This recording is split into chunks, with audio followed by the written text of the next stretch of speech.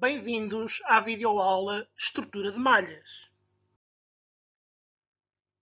Como vocês sabem e já foi explicado anteriormente, as malhas são tecidos tricotados produzidos com base no método de formação que é o entrelaçamento de laçadas de fio. De uma forma genérica, podemos considerar duas grandes famílias de malhas: as malhas de trama e as malhas de teia.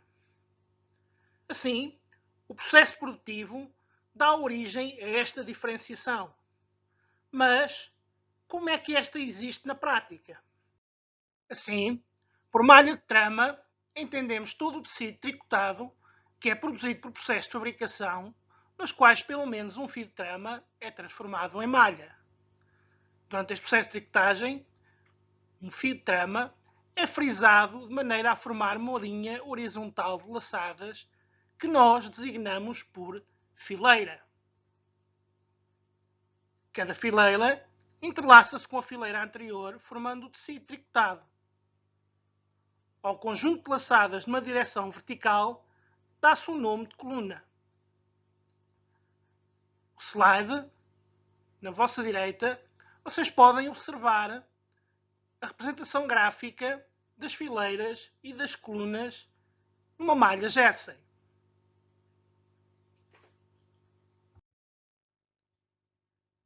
Esta figura mostra a sua representação tradicional, bem como os seus pontos de ligação entre as diversas fileiras e diversas colunas.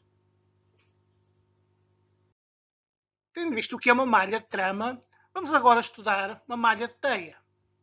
Então, por malha de teia entendemos todo o tecido tricotado que é produzido por processo de fabricação, no qual os fios provenientes de pelo menos uma teia são transformados em tecido de malha. Os fios provenientes de um órgão de teia são frisados de modo a formar uma linha vertical ou diagonal de laçadas que se designa de coluna. Cada coluna entrelaça-se com as adjacentes para formar a malha.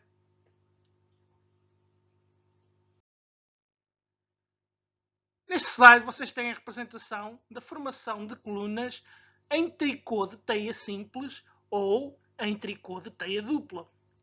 Como veem, a principal diferença é que as colunas não estão alinhadas neste momento verticalmente, como na malha de trama, mas sim numa forma diagonal que pode ter grandes variantes e que iremos estudar mais tarde. O presente slide demonstra-nos o sentido do movimento de formação das malhas para ambas as duas famílias. Em si, a formação das malhas trama em tiás retos ou circulares faz-se, como anteriormente explicado, na horizontal ou em termos circulares com uma certa espiralidade. Isto nas malhas trama.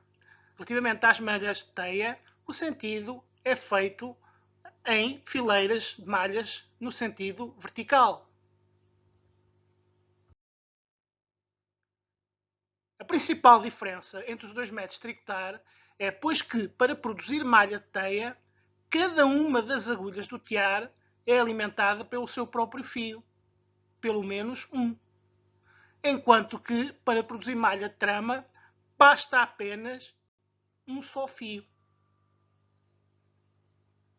Neste enquadramento, num tiar de malha de teia com 1000 agulhas, são necessários pelo menos 1000 fios de teia para produzir a respectiva malha.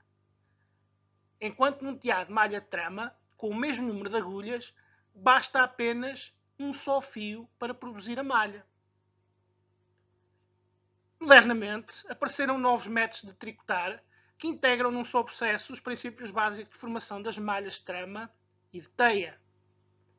Como, por exemplo, nos tiares de malharia de trama, a inserção de fios de trama, que vão dar reforço ou permitir conseguir estruturas completamente distintas daquelas tipicamente associadas à malharia. O presente slide evidencia a diferença estrutural na formação das malhas de trama e das malhas de teia. Vamos, pois, agora começar a estudar o mecanismo de formação de laçadas. Assim, existem três tipos fundamentais de laçadas: a laçada normal, a laçada carregada e a laçada flutuante. Saliente-se que todas as estruturas de malha provêm da combinação destes três tipos de laçadas. O presente slide procura dar uma ideia do aspecto tridimensional das laçadas. Assim, no número 1, nós podemos ver o aspecto que uma laçada normal toma num tecido tricotado. No número 2, o caso concreto da laçada carregada. E, finalmente, no número 3, o aspecto típico de uma laçada flutuante. Vamos então estudar como é a formação destes três tipos de laçadas. Por laçada normal, entendemos a unidade base das estruturas fundamentais das malhas de trama. É produzida quando a agulha é alimentada de fio na sua fase ascendente e abate sobre a laçada velha, previamente formada na sua haste, quando se encontra já na fase descendente, de maneira a formar a laçada. Mais tarde, iremos estudar estes mecanismos de formação de laçadas em detalhe. Então, a laçada carregada é produzida quando a agulha segura a laçada do seu ciclo de tricotagem anterior e forma a nova laçada do ciclo de tricotagem a decorrer, sendo esta última a laçada carregada, pois não fica entrelaçada, mas por trás da laçada anterior, quando a malha é observada pelo seu avesso técnico.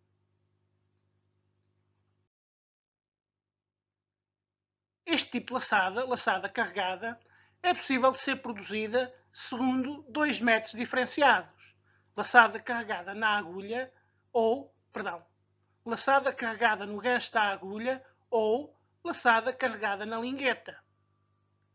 O primeiro destes métodos recorre a uma came extra, conhecida por came carregadora, e o segundo através da afinação da came descendente para uma posição mais alta.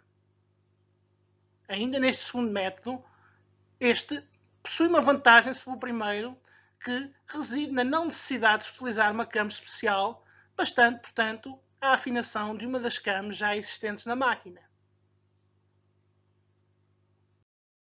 O presente slide dá-nos uma ideia da formação da laçada carregada e, principalmente no segundo caso, na fase final do processo de formação da laçada.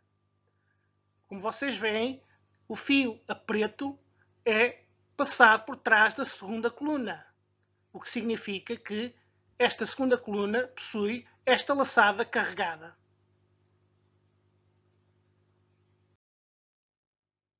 Nesta figura, podemos observar a representação gráfica de uma laçada carregada. Mais tarde, iremos desenvolver este tema e explicar detalhadamente o significado e a simbologia associada. Finalmente, a laçada flutuante é produzida quando a agulha que retém a última laçada não recebe o fio, passando este por trás da agulha como laçada flutuante e juntando as duas últimas laçadas que foram tricotadas com esse fio. O presente slide dá, pois, uma ideia do aspecto de visual da formação de uma laçada flutuante e do mecanismo da formação da laçada flutuante, neste caso, num tear circular.